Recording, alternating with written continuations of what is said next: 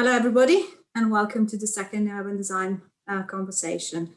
This event is coordinated by the Master Program Building in Urban Design and Development, and it's part of a series that reflects on the role of urban design in a changed world. Today's theme is Displacement Urbanism.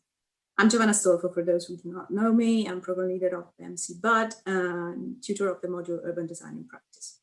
The session will be chaired by myself and Camilla Buono, Professor Camilla Buono. Each of these events, part of the series, set up a conversation, or at least they wish to do so, between alumni of the master program and current students. This time, I'm really pleased to introduce our three guests. First, Joanna Dabai. Hi, Joanna, Lebanese architect, researcher, and co-founder of the charity Catalytic Action. Then, Belendes Mason, architect, urban designer, and lecturer at the Pontificia Universidad Católica del Perú. Hi, Belen. Thanks for being with us. It's very early for you. And then Marina Kolovokuri, architect and development practitioner who currently works for the organization Women for the World. Hi, Marina, and thanks for being with us. Why displacement urbanism?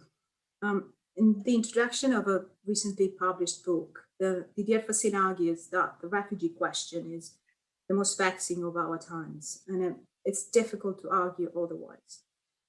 If we look at data, for instance, we learned that over 70 million people are displaced worldwide. This means one person in every 100, the majority of them living in the global southeast. The political geography of asylum is quite rich, and hopefully today's conversation that spans from the refugee camps in the Middle East, relocation sites in the Amazon, and the townships in Southeast Asia will make sense of such richness. Displacement is being said to be increasingly protracted. This means that people who are displaced tend to stay displaced for many years. This also means that displacement is generative. It generates other forms of displacement. Displacement is also increasingly overlapping. People usually experience displacement more than once in their lifetime. They also often become hosts of other displaced groups. Finally, displacement is also increasingly urban, meaning that a larger amount of dispossessed and displaced people live or move to cities. The pandemic has magnified the virus, the COVID, has magnified and exacerbated all these processes, with the exception of the urbanization of refugees, perhaps. In India, last year, we have seen a mass movement of migrants from cities to rural areas. It seemed that people were turned into refugees overnight. As such, it's a call for us, practitioners, designers, academics, students, to act and react. Oren Iftekel has coined the term displaceability, which we often like to recall, and it refers to urban displacement as a recursive planning measure that is implemented by means of distraction, expulsions, and extractions, as well as other more subtle tools, such as cultural erasure, privatization, apartheid. All these processes are embedded in urbanization worldwide. This, of course, calls into question issues of context, of scale, of subjectivity, and especially agency of the displaced and displaceable. The presence of refugees challenges the urban environment and vice versa. There exists a relational approach between the two, between the city and the refugees. When we speak of displacement, we generally intend the forced movement of people away from a place of origin. In this sense, displacement implies abandoning a place. It's a negative and some sort of subtractive process. But yet, even when displaced, people do engage in placemaking activities. They forge relations. They announce their connectedness. They get attached to place. They make home. Placement, in other words, is not opposite, but rather constitutive of displacement. This is what we mean by displacement urbanism, the idea that displacement is a spatial process that continuously implies shaping the urban and that reveals agency. It's made of acts that create friction within an existing system of oppression. You see, this is also why it's paramount for us within a master program in urban design to excavate displacement and emplacement. What is the role of design within these spatial practices? Well, today we have invited 3 BAT alumni precisely to discuss this.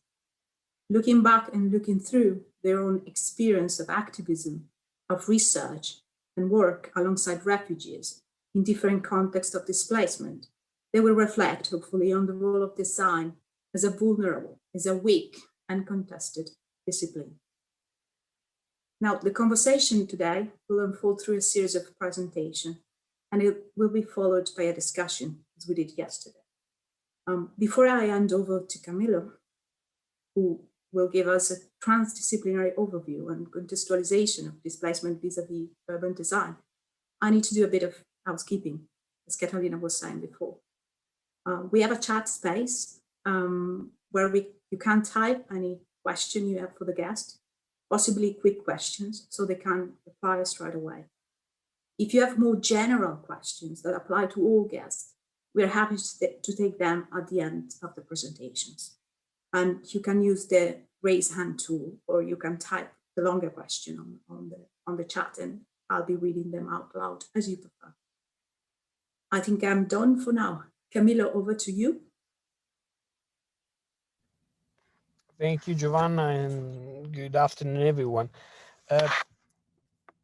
I want to reinforce just briefly through a sort of historical positionality of the way in which not only the discipline, but the discipline that we have shaped, framed, and reflected at the DPU was always somehow tangentially or more directly connecting with this very broad and urban notion of displacement.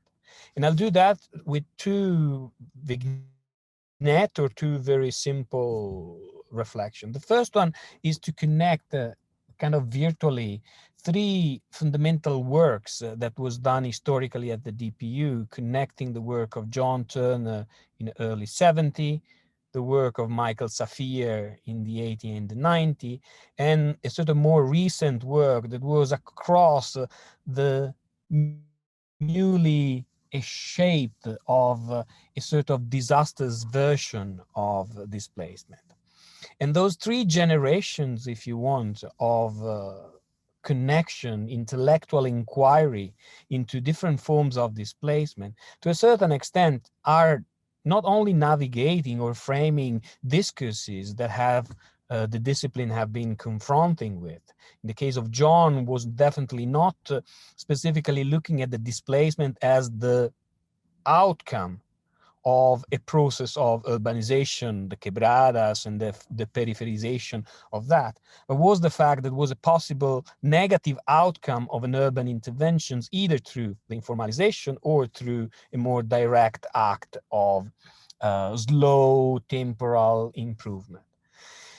In the second example of Michael Safire was working with the very specific connections of displacement that was the emergence, the act, the outcome, the results of what he would call at that time the domicide.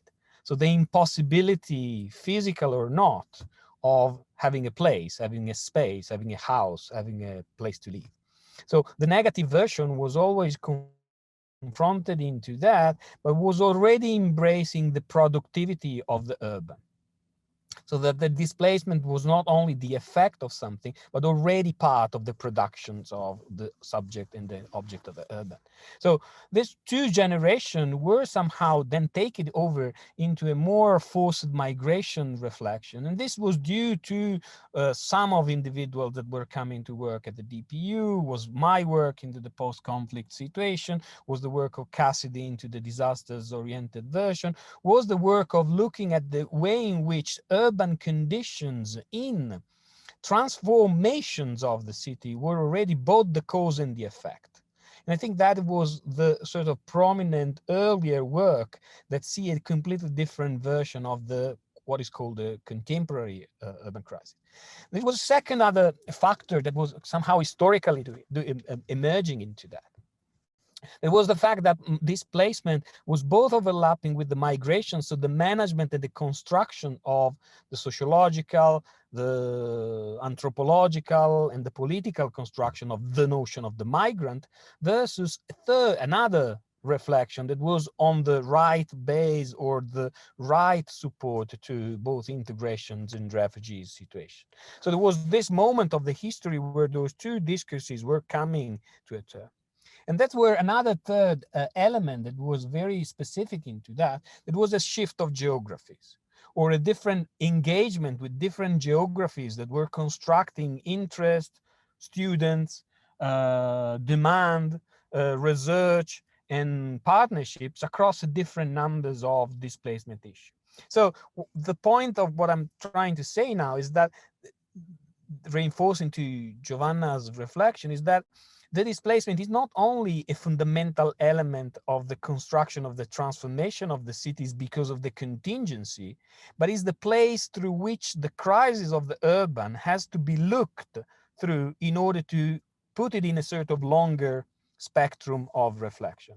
So it's not only inevitable to look through, but is very much historically constructed and intellectually grounded in the fact that making place is a continuous challenge, is a continuous effort, is a continuous activity of the placemaking, the language that Giovanna was using. So the fact that there was always a way of constructing a collective, possibly collective life.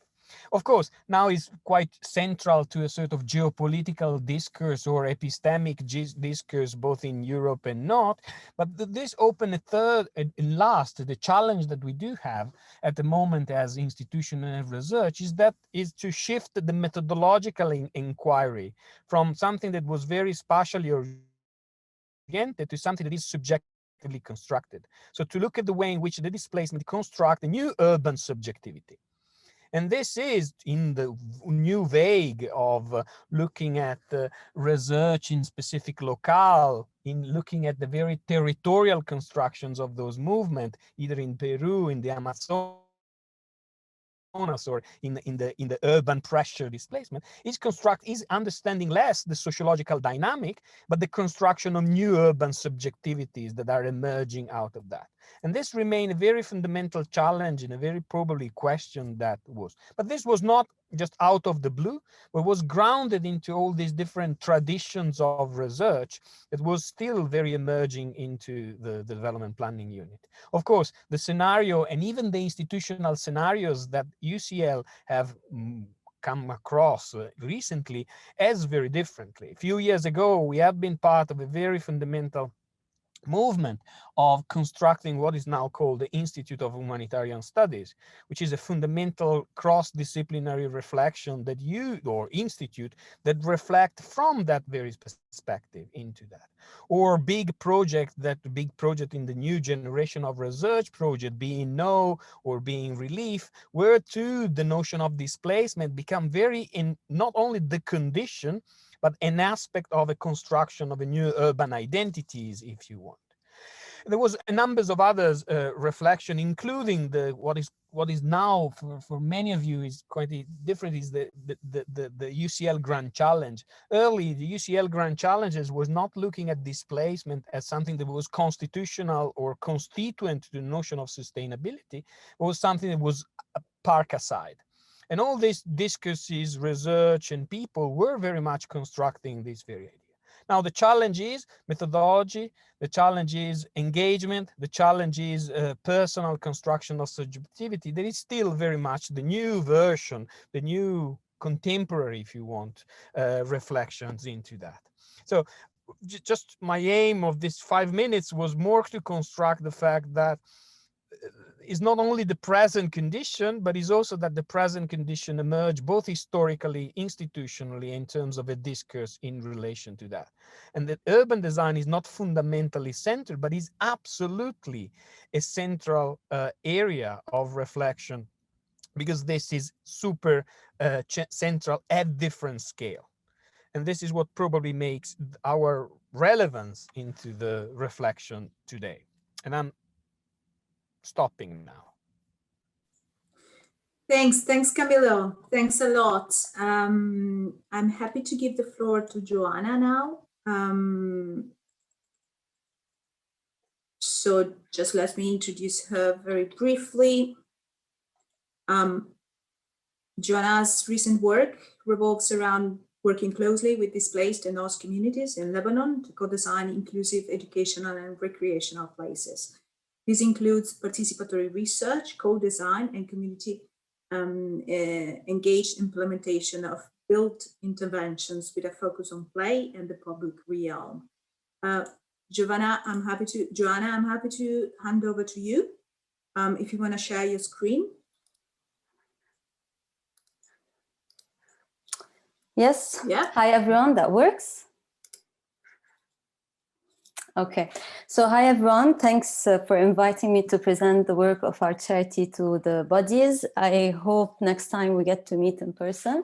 So today I'll speak to you about some of our projects, but first I would like to briefly introduce to you the work of our organization and our overall objectives.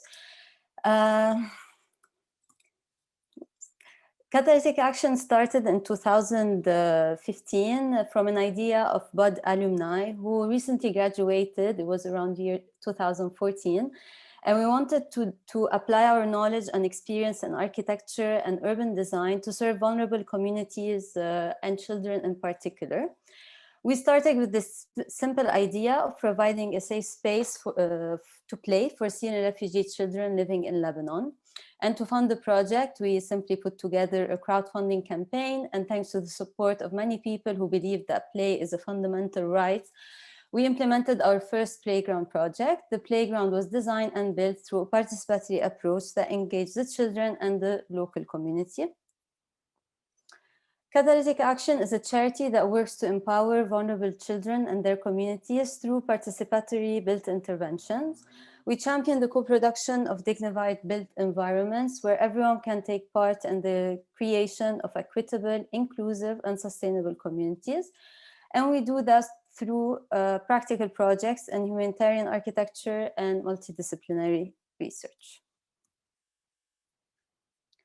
So since our first playground project, we adopted a participatory approach to research, design, and implementation in all our initiatives. What does participatory design and how did we use it? So during the participatory design phase, children share their visions and aspirations of the project. We work with children from displaced community, but also from the host community, and use this participatory design also as a way to understand the visions and understand the similarities or not. During these activities, children imagine spaces that make them feel happy, where they like to spend their time with their families and friends, but also they get the chance to really engage in design activities depending on the age groups. For example, here our local architect Fatima is working with young children in the Karantina Park to understand their feedback about the existing space and together shape it and change it in Beirut. This activity is empowering for both the children and the designers. Designers learn from the children and the children learn from the designers, understanding how things are built, but most importantly, understanding again their ideas and their input towards the space that we want to create. So throughout the years, we developed a wide range of participatory design methodologies, which enabled us to have the right tools to be able to fully engage with different groups that are going to use the space that we design. And for this reason, developing context-appropriate tools and processes is the first step towards a successful inclusive design. So speaking about context appropriate, I want to introduce you a bit to some of the contexts where we worked with in Lebanon, most of which are contexts of various forms of displacement and history of displacement, I would say.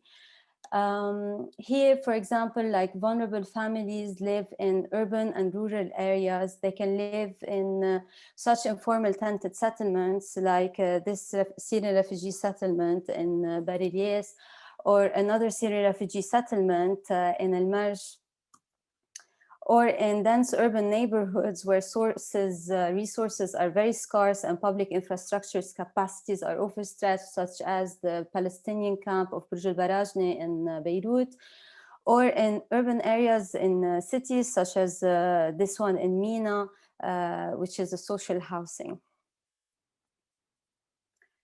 So when investments are made to change these conditions, built environment professionals often tend to take an easy route of purchasing, for example, off-the-shelf items, which is considered to be a good solution to respond to the lack of specific needs in the built environment.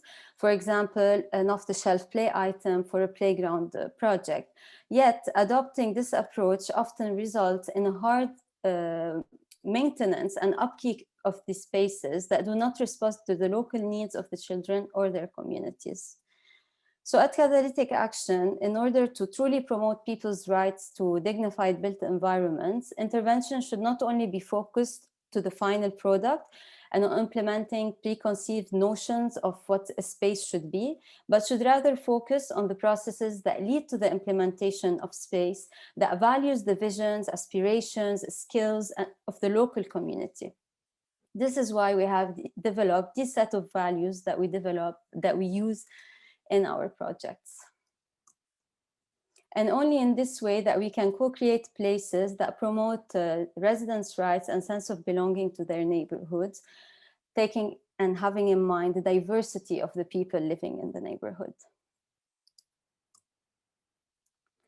This participatory approach and set of values were used in 4 inclusive parks that we implemented in 2019 in partnership with Terre des Hommes Italy and UNICEF Lebanon. I'll show you through the project how we use them to make it a bit more clear. So what do we mean by inclusive design, and what was key for us to design in these 4 spaces that we created? For us, it was important to focus on inclusive design as a way to generate opportunities for everyone to play and interact with each other in a positive way. An important element of the project was also to extend the notion of inclusivity to include children with disability, despite their nationality or religious background or other lenses of identity, but enable them to equally engage with children their age. And this meant to develop technical and spatial solutions that allowed for these interactions to take place. So all these projects have been designed following the similar logic, which aims at creating spaces for children to run, to release energy, engage through active play, to build new friendships, to learn about sounds, optics, and other educational topics, to explore and develop new skills, to imagine, and also to see their visions, such as this case, a bird, come to reality. Okay, so when we work with these different children to create these spaces, barriers such as displaced communities and host communities come to break, and we create this process and these spaces as a way to create like this inclusive design, where we're creating like a platform for these different communities to meet and engage in these positive encounters. But also when we're designing, even though we focus a lot on working with children, we also work with the caregivers, because for an inclusive design, especially in the public realm, we acknowledge the importance of caregivers in the lives of their children, but also we want to create spaces that foster social cohesion also for all the community. And for that reason, we also engage with the caregivers in the process where they actually share their visions of the space and get to use the spaces later with their families, with their children or grandchildren.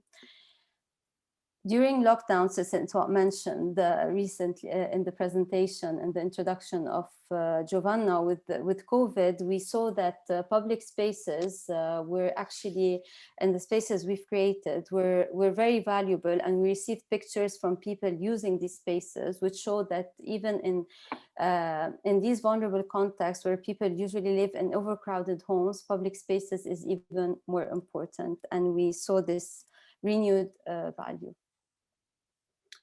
So when we speak of the inclusive design and what do we mean by a process also being inclusive, it's also through the choice of materials and the choice of the design themselves. So we try to reach the wider community by creating equipments that are locally fabricated and which generates livelihood for the people living in the community, such as like these spinning cubes that are locally manufactured, or this roller table, roller slide, which is a slide for children with physical disability that was also locally manufactured. And lastly, I would like to conclude with a project that is ongoing now in Beirut. It is how we can use or work starting from public spaces after a disaster that hit Beirut on the 4th of August in like almost exactly 6 months ago. So after the 4th of August Beirut blast, we revisited the community that we worked with in the neighborhood of Karantina back in 2016, a community and a location that was severely hit by the explosion.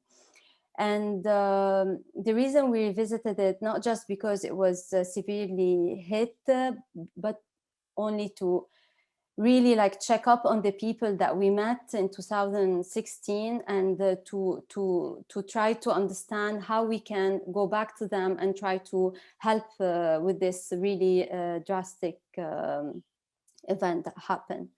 So we decided to work on rehabilitating the public park. In the public park in 2016, as you can see in this picture, this is a young Lebanese boy we worked with to envision the playground space that we created there. And then again, we came back in 2020 to work with them again. And this alone shows that you're doing this because you care and not just because of the event. So what did we do? Like, to explain a bit further, we developed a project that we called Kanya Makan, which is still ongoing. And because we realized that the Karantina Public Garden is very important at this current time, in a context that didn't only witness a destruction, but in a neighborhood that is extremely vulnerable, since it witnessed a history of displacement, of Armenians, of Palestinian, and recently of Syrian refugees, and COVID, and then the explosion, and we realized that the kids really needed this space to heal, a space to belong, especially in these challenging circumstances. So we joined the forces and partnered with Terrorism Italy, UNICEF, AUB Neighborhood Initiative, Nusanid NGO, and Impact Lebanon to rehabilitate the space through a co-design process with the creation of a multi-purpose room inside the park, to design and implement a program with children, to go design a safe space in the garden, to activate the garden through programmatic activities, and to lobby to ensure that the garden is open to the public. So working with the Beirut municipality to ensure that this space is not just renovated today, but it will continue on being used as a space for social encounters and a space for the community itself.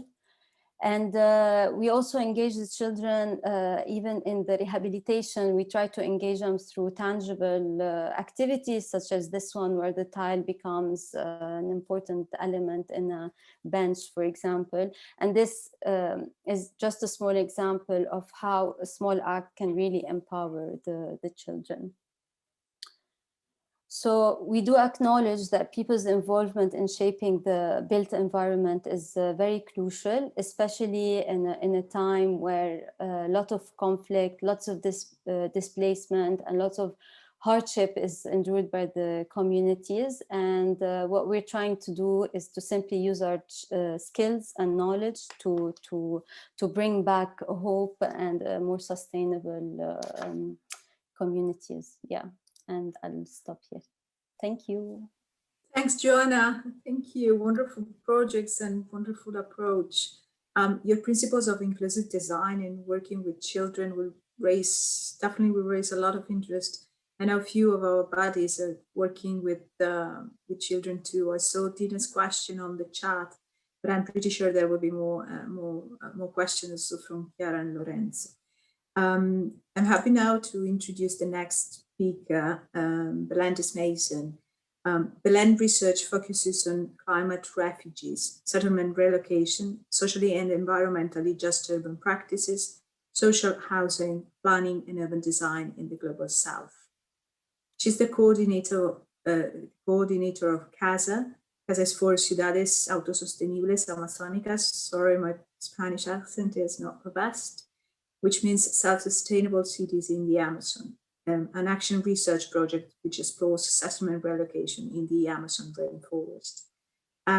She's also the city lead for the Lima chapter of the KNOW, which is KNOW stands for Knowledge in Action Towards Urban Equality, where she co-produced special interventions to challenge the raising food insecurity in vulnerable neighborhoods in Lima and seek to unveil structural drivers of inequality in the metropolis.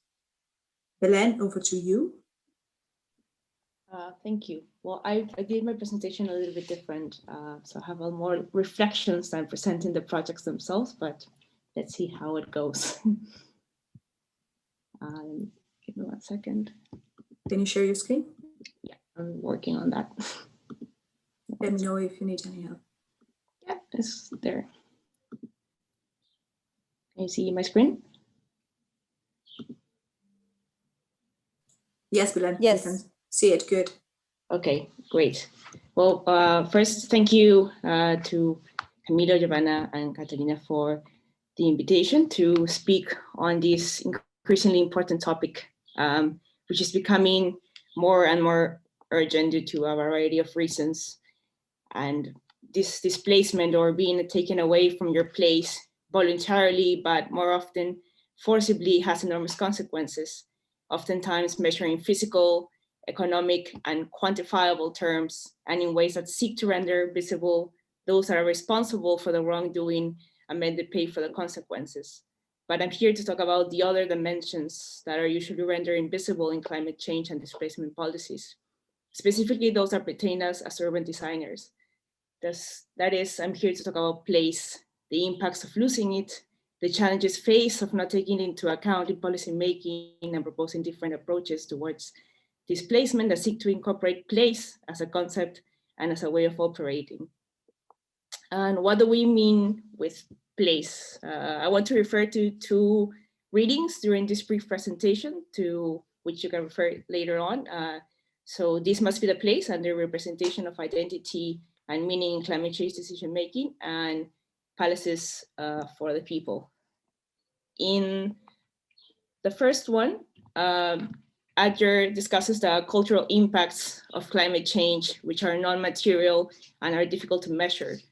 This paper has a particular focus on places which are defined by social processes and relations and which acquire individual and communal significance, showcasing how localized material and symbolic values are undervalued in the political and economic lenses of climate change policy and science. The authors developed the concept of environmental integration, how people and their history are intertwined with the local environment.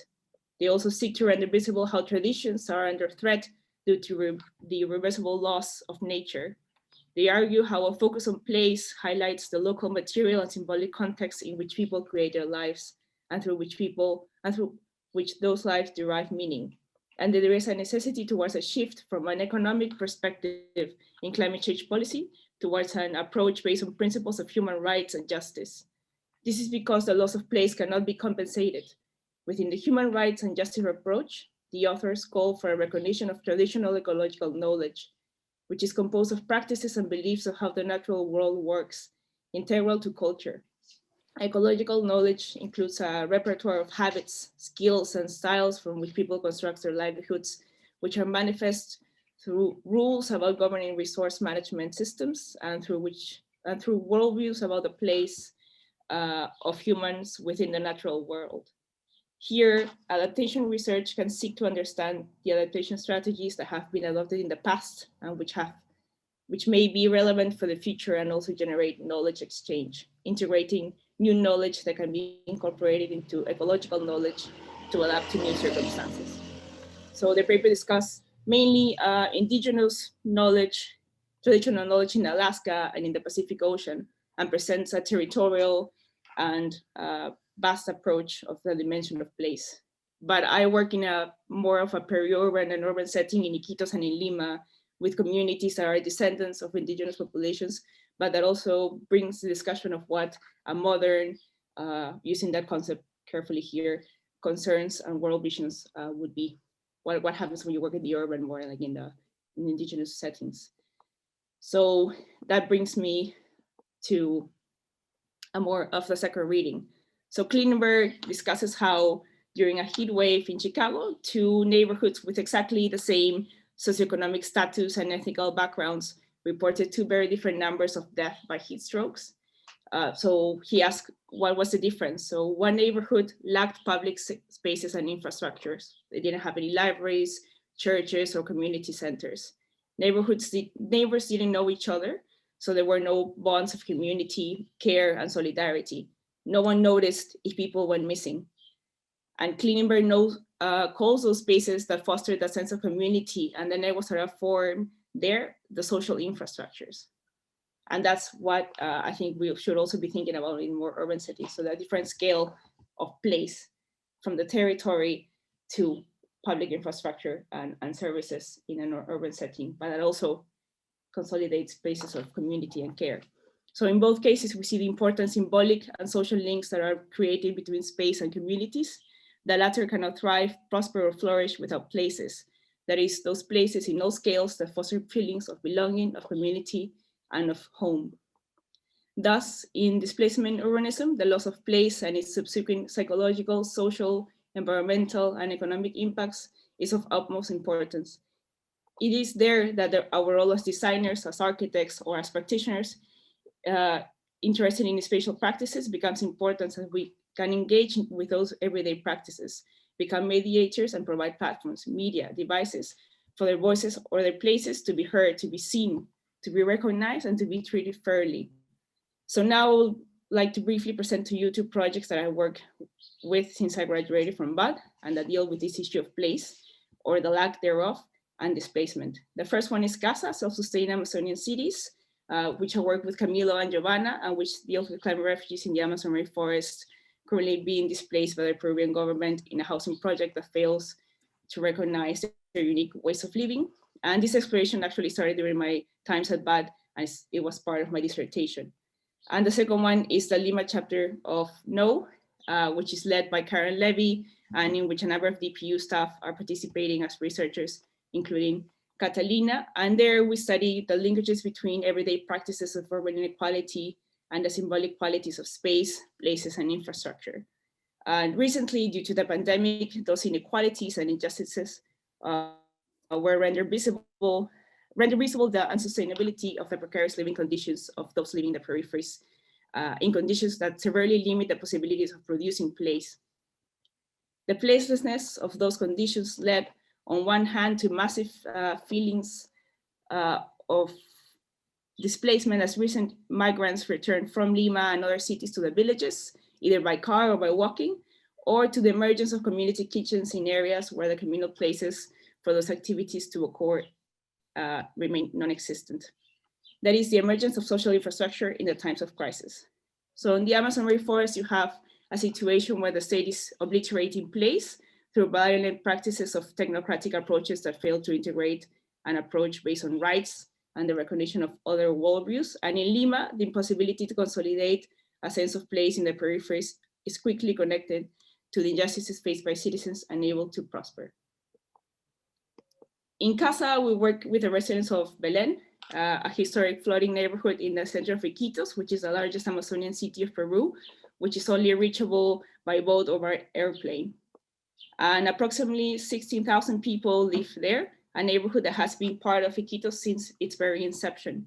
The city largely depends on Belenians for its functioning, as the largest market of the city is located in the neighborhood, and most of its residents work directly or indirectly there. Belenians call themselves amphibian residents and are completely used to adapting the streets and houses to the changing seasons of the river. Children learn to swim and walk at the same time, and they use boats to move from one place to another. However, I do not want to fall into the trap of romanticizing the living conditions of Belizeans. They live in overcrowded houses, lacking basic services, most notably sanitation, which results in high levels of contamination and pollution, leading to high rates of diseases. Additionally, there are high rates of teenage pregnancy and domestic violence. Therefore, the concept of place or home cannot be taken for granted as a positive characteristic for everyone. It needs to be deconstructed to discuss ways in which it can be improved for everyone. And due to the changing course of the Amazonian River, the neighborhood will be eventually swiped away. And for that reason, the national government decided to relocate them under a law of preventive relocation. That law is quite unique in the Americas, as only Peru and Colombia have it, and it will become more and more necessary as the number of climate refugees is expected to rise in the coming years. The urgency to improve relocation processes as well as the provision of settlements of the refugees increases. However, current practices are top-down, and in Latin America in particular, emulate previous experiences of social housing provision in the region, which are located in cheap land in the outskirts of cities, detached from them, lacking transport systems, proper infrastructure and services, and offer a monotonous and repetitive design of houses that do not meet the minimum standards of living. These type of practices result in the disruption of people's lives, in increased violence, the loss of livelihoods, and in the case, severely impacts the surrounding ecosystem as people go into the forest for hunting and deforestation for survival. At CASA, we work with a multiplicity of actors, the national and local governments, residents in Belém, local universities and activists, and seek ways in which alternative visions of Amazonian settlements can be achieved, not only in physical terms, but as a process in which people have a greater voice in decision-making and in the realization of their futures. We understand that city making is more than housing provision, and that we necessarily have to step beyond the discussion of housing quality, and first and foremost discuss livelihoods in all their diversity and in ways that promote social justice and environmental sustainability.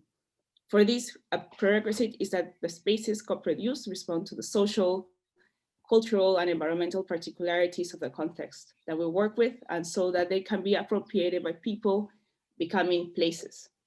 In that sense, we seek to promote alternative models for Amazonian urbanism and city making, while reasserting the rights of displaced populations towards having a place to live with standards defined by them.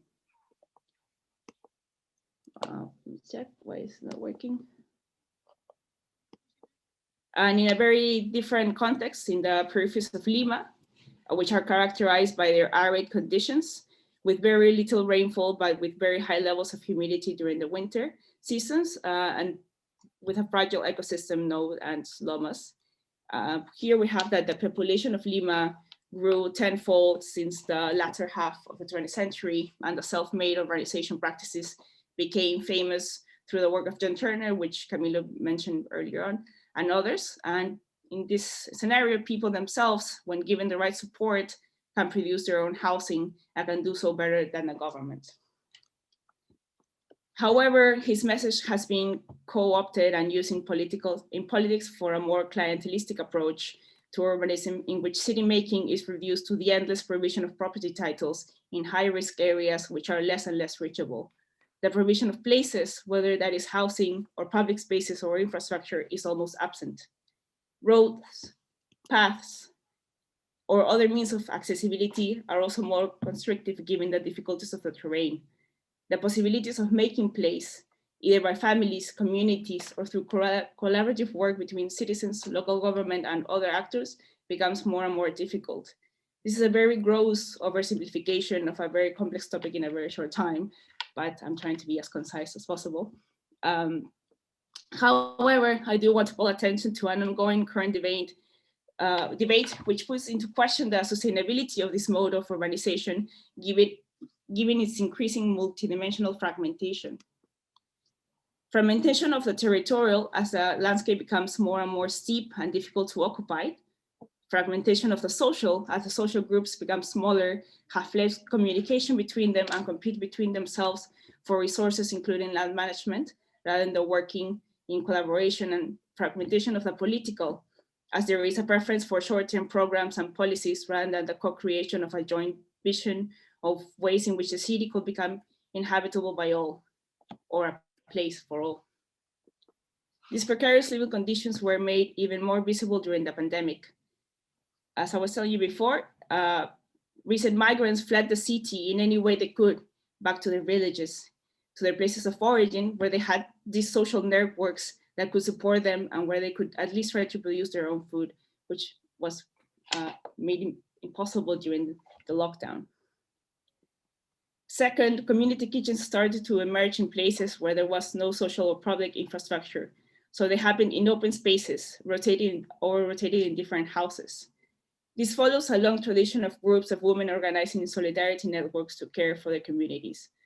The questions that we ask ourselves as development practitioners is how to move beyond this crisis, how to sustain those practices of care and solidarity to challenge the multidimensional fragmentations I described earlier. A first step is to recognize the necessity to diversify the activities so that they are not only the provision of meals, to recognize the labor of these women so that it stops being seen as voluntary work, which is dependent on funds from elsewhere. In that sense, our role as designers can be to co-create those places for the necessary transitions to occur, for the very local scale of an architectural project to a more systemic approach of an urban transformation, but also, and perhaps more importantly, through the design of alternative ways of governing and managing these resources in ways that are more inclusive and allow a greater participation of those working on the ground on decision-making processes. Well, I think I'm running out of time, so I just wanted to conclude with some reflections. I came here to present ongoing activities and projects with more than answers, and to present ways in which designers and career designers, a career which has historically been elitist and not sufficiently critical and proactive, can engage with present needs in these defining times. The upcoming years will be characterized not only by the consequences of the pandemic, but also by a greater challenges ahead due to the impacts of climate change and the unequal distribution of its impacts and in the growing inequalities in human settlements. So I think it's important to understand what our role as practitioners is and how we can create places to showcase place as a fundamental component of urbanism and policymaking. Well, thank you.